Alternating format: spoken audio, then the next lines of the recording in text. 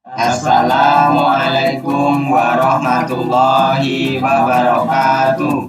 Kami dari kelompok 5, saya Muhammad Nuriskon, Saya Ahmad Zakaria, saya Dwi Prasetyo akan mempresentasikan mata kuliah Bahasa Indonesia materi penalaran karangan. Oke, langsung saja ya teman-teman, kita ke materi. Di dalam materi penalaran karangan ini, kita akan mempelajari apakah yang dimaksud dengan penalaran di dalam karangan, apakah yang dimaksud dengan penalaran induktif dan deduktif, bagaimana mengaplikasikan penalaran dalam mengorganisasi karangan, terus bagaimana menyimpulkan karangan secara tepat dan logis. Langsung saja kita ke rumusan masalah yang pertama, yaitu pengertian penalaran karangan. Pengertian penalaran karangan menurut Wijono mengungkapkan penalaran dalam beberapa definisi, yaitu 1. Proses berpikir logis, sistematis, terorganisasi dalam urutan yang saling berhubungan sampai dengan kesimpulan. Yang kedua, menghubung-hubungkan fakta atau data sampai dengan suatu simpulan. Yang ketiga, proses menganalisis suatu topik sehingga menghasilkan suatu simpulan atau pengertian baru. Yang keempat, dalam karangan terdiri dari 2 variabel atau lebih. Penalaran dapat diartikan mengkaji, membahas, atau menganalisis dengan menghubung-hubungkan variabel yang dikaji sampai menghasilkan suatu derajat hubungan suatu kesimpulan. Yang kelima, pembahasan suatu masalah sampai menghasilkan suatu simpulan yang berupa pengetahuan atau pengertian baru, teman-teman. Nah, dari pengertian di atas dapat ditarik kesimpulan bahwa penalaran karangan ialah proses berpikir logis untuk mengkaji hubungan-hubungan fakta yang terdapat dalam karangan sampai menghasilkan suatu simpulan yang berupa pengetahuan atau pengertian baru. Untuk pengertian penalaran karangan udah jelas ya teman-teman. Kita lanjut ke unsur penalaran. Unsur penalaran itu sendiri ada 7 teman-teman. Yang pertama, topik. Yang kedua, dasar pemikiran, pendapat atau fakta. Yang ketiga, proposisi. Yang keempat, proses berpikir ilmiah. Yang kelima, logika. Yang keenam, sistematika. Yang ketujuh, permasalahan. Nah, saya di sini akan menjelaskan satu-satu mengenai unsur penalaran. Kita mulai dari yang pertama, yaitu topik. Topik adalah ide sentral dalam bidang kajian tertentu yang spesifik dan berisi sekurang-kurangnya 2 variabel. Nah, yang kedua, dasar pemikiran, pendapat atau fakta dirumuskan dalam bentuk proposisi, yaitu kalimat pernyataan yang dapat dibuktikan kebenarannya atau kesalahannya. Nah, proposisi itu sendiri ada beberapa jenis, teman-teman. Yang pertama, proposisi empirik. Apa proposisi empirik? Proposisi empirik yaitu proposisi berdasarkan fakta. Misalnya, anak cerdas dapat memanfaatkan potensinya. Yang kedua, proposisi mutlak, yaitu pembenaran yang tidak memerlukan pengujian, teman-teman. Yang ketiga, proposisi hipotetik, yaitu persyaratan hubungan subjek dan predikat yang harus dipenuhi. Misalnya, jika dijemput, X akan marah. Yang keempat, proposisi kategoris, yaitu tidak adanya persyaratan hubungan subjek dan predikat. Misalnya, X akan menikah Y. Kemudian yang kelima, proposisi positif universal, yaitu pernyataan positif yang mempunyai kebenaran mutlak. Misalnya, semua hewan akan mati.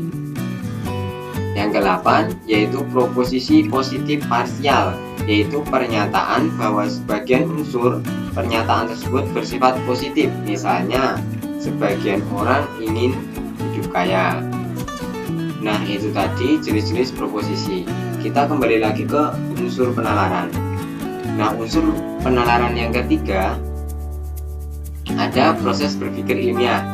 Proses berpikir ilmiah adalah kegiatan yang dilakukan secara sadar, teliti, dan terarah menuju suatu kesimpulan. Yang keempat yaitu logika. Logika merupakan metode pengujian ketepatan penalaran, penggunaan alasan, argumentasi, pembuktian fenomena, dan justifikasi pembenaran. kelima yaitu sistematika. Sistematika merupakan seperangkat proses atau bagian-bagian atau unsur-unsur proses berpikir ke dalam suatu kesatuan. Yang keenam yaitu permasalahan. Permasalahan merupakan pertanyaan yang harus dijawab atau dibahas dalam karangan. Next, yang ketujuh yaitu variabel. Variabel merupakan unsur satuan pikiran dalam sebuah topik yang akan dianalisis. Kemudian yang kedelapan adalah analisis. Analisis merupakan pembahasan, penguraian, dilakukan dengan mengidentifikasi, mengklarifikasi, mencari hubungan atau korelasi, membandingkan, dan lain-lain. Yang kesembilan yaitu pembuktian atau argumentasi, yaitu proses pembenaran bahwa proposisi itu terbukti kebenarannya atau kesalahannya. Yang kesepuluh yaitu hasil, yaitu akibat yang ditimbulkan dari sebuah analisis induktif dan deduktif. Yang kesebelas yaitu kesimpulan atau simpulan, yaitu penafsiran atau hasil pembahasan dapat berupa implikasi atau inferensi. C. Macam penalaran. 1. Penalaran induktif. Penalaran induktif adalah proses berpikir logis yang diawali dengan observasi data, pembahasan dukungan pembuktian, dan diakhiri kesimpulan umum. Kesimpulan ini dapat berupa prinsip atau sikap yang berlaku umum atas fakta yang bersifat khusus. Penalaran induktif pada dasarnya terdiri atas 3 macam, yaitu yang pertama, generalisasi. Generalisasi adalah proses penalaran berdasarkan pengamatan atas sejumlah gejala dengan sifat-sifat tertentu mengenai semua atau sebagian dari gejala serupa. Yang kedua, analogi. Analogi adalah perbandingan. Perbandingan selalu mengenai sekurang-kurangnya 2 hal yang berlainan. Yang ketiga, sebab akibat atau hubungan kasual, ialah hubungan keterkaitan atau ketergantungan dari 2 realitas, konsep, gagasan, ide, atau permasalahan. Yang kedua, penalaran deduktif. Penalaran deduktif adalah proses berpikir logis yang diawali dengan penyajian fakta yang bersifat umum, disertai pembuktian khusus, dan diakhiri dengan simpulan khusus yang berupa prinsip. Karangan deduktif mempunyai bermacam-macam jenis berdasarkan teknik pengembangannya maupun uraian isinya.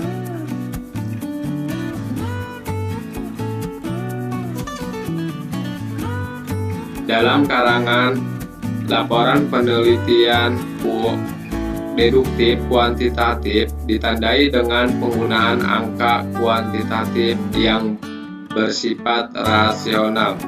Secara rinci, proses tersebut menguraikan 1. Bidang observasi berdasarkan bidang studi kajian. 2. Rumusan masalah, pertanyaan yang akan dibahas.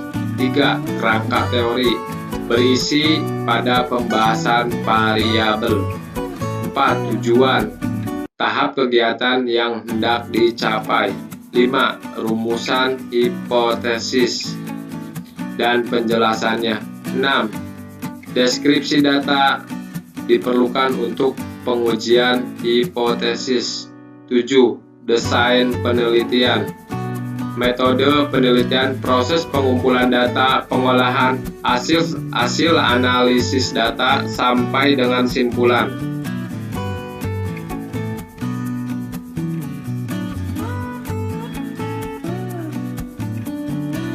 Karangan disusun berdasarkan satu kesatuan konsep, dikembangkan dalam urutan logis, sistematik, jelas, dan akurat.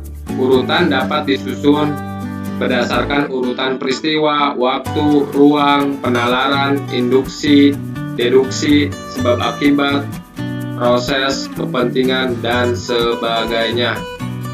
Yang pertama, urutan peristiwa dalam kurung kronologis. Karangan dengan urutan peristiwa secara kronologis ialah penyajian bahasan berdasarkan urutan kejadian. Peristiwa ini terjadi kemudian diuraikan terlebih dahulu. Peristiwa yang terjadi kemudian diuraikan kemudian. Urutan dapat disajikan dengan pola sebagai berikut. Cara pertama, urutan kronologis secara alami, peristiwa 1, peristiwa 2, peristiwa 3, dan seterusnya. Cara kedua, urutan peristiwa dengan sorot balik flashback. Untuk menyusun kronologis peristiwa, perhatikan kata-kata dan frasa berikut ini. Dalam peristiwa itu diawali dengan dewasa ini, sekarang ini, pada waktu itu, ketika itu, bila, sebelum, sementara. Dalam peristiwa itu, mula-mula, akhirnya. 2. Urutan ruang. Urutan ruang dipergunakan untuk menyatakan hubungan tempat atau ruang. Untuk menyatakan urutan ruang itu antara lain kita dapat menggunakan ungkapan-ungkapan di sana, di sini, di situ, di, pada, di bawah, di atas, di tengah, di utara, di selatan, di depan, di muka. Yang ketiga, urutan alur penalaran. Berdasarkan alur penalarannya, suatu paragraf dapat dikembangkan dalam urutan umum, umum, khusus, dan khusus umum. Urutan ini menghasilkan paragraf deduktif dan induktif. Dalam karangan yang panjang terdiri beberapa bab akan menghasilkan bab simpulan.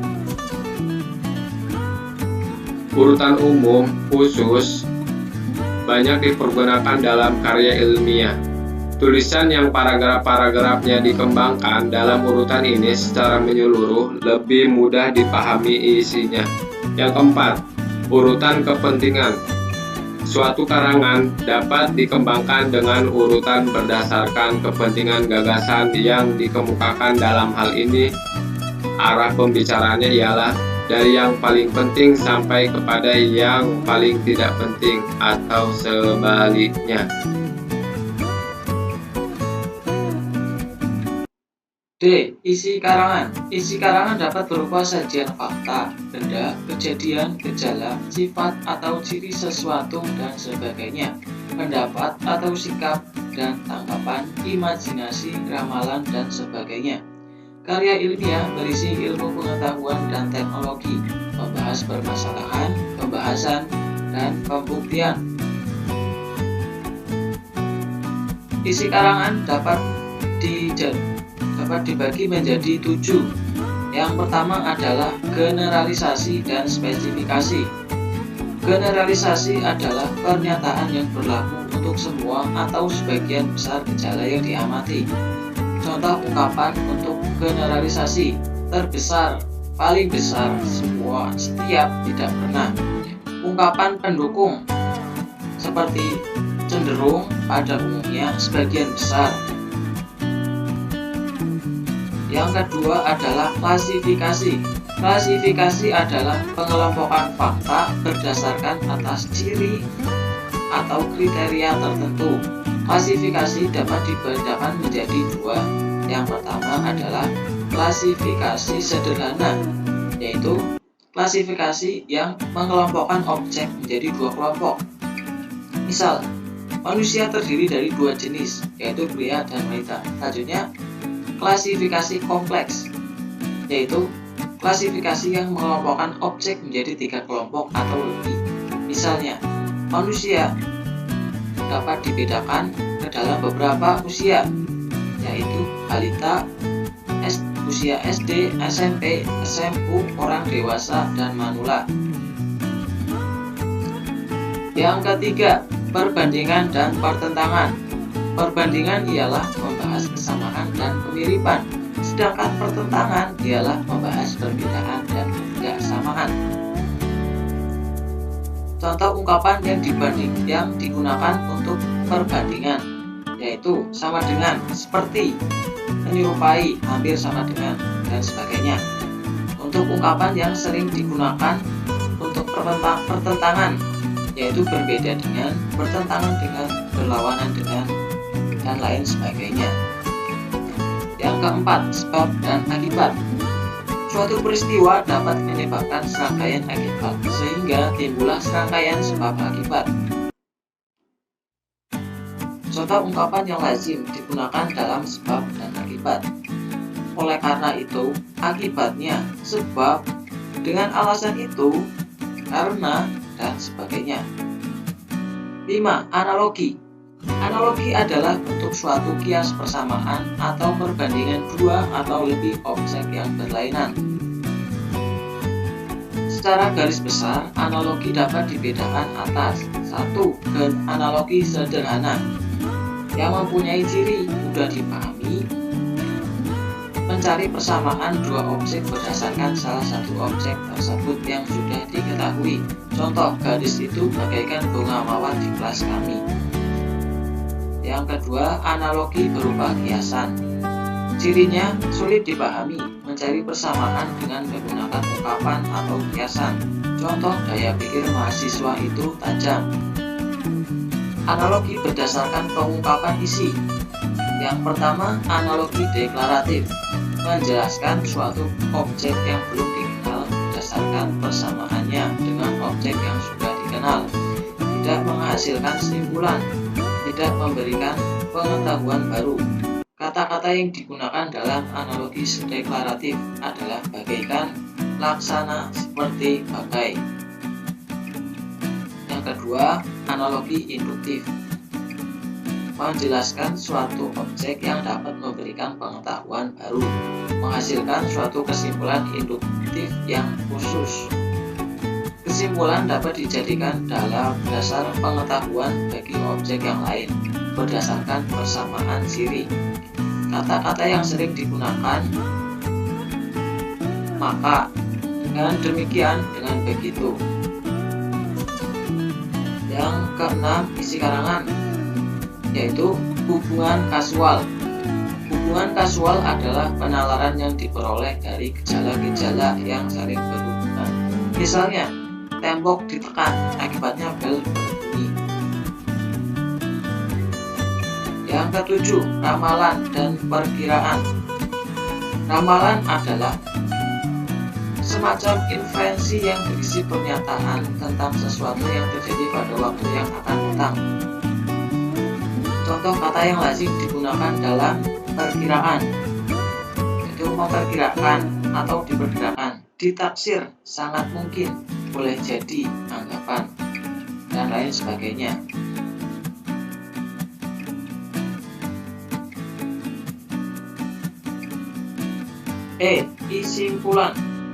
Simpulan. Data yang dianalisis dan dievaluasi menghasilkan fakta. Fakta hasil analisis dapat diinterpretasikan menjadi suatu simpulan yang dapat berupa perkiraan, implikasi, inferensi, atau tindakan. Implikasi adalah simpulan yang bersifat melibatkan data. Misal, sore hari ini tidak hujan. Kesimpulan tersebut diambil berdasarkan fakta yang masih terlihat pada saat simpulan dibuat. Inferensi diambil berdasarkan analisis yang bersumber pada referensi atau rujukan. Misal, Majapahit adalah kerajaan di Jawa Timur yang mengalami kejayaan pada masa kekuasaan Hayam Wuruk dan Patih Gajah Mada. Simpulan tersebut didasarkan pada tanda-tanda atau sisa-sisa yang masih diamati sebagai argumentasi. Tindakan adalah simpulan yang dilakukan sebagai tindak lanjut dari suatu kajian. Misal, setelah dilakukan studi yang mendalam, sebuah perusahaan hampir bangkrut karena mesin teknologi yang digunakan sudah usang. Alternatif solusi, menjual perusahaan dengan harga murah atau meminjam uang di bank untuk peramajaan mesin produksi. Sekian presentasi dari kami. Jika ada salah kata dalam penyampaian, kami mohon maaf. Jika ada yang ingin menambahkan atau ingin ditanyakan, kami persilahkan. Wassalamualaikum warahmatullahi wabarakatuh.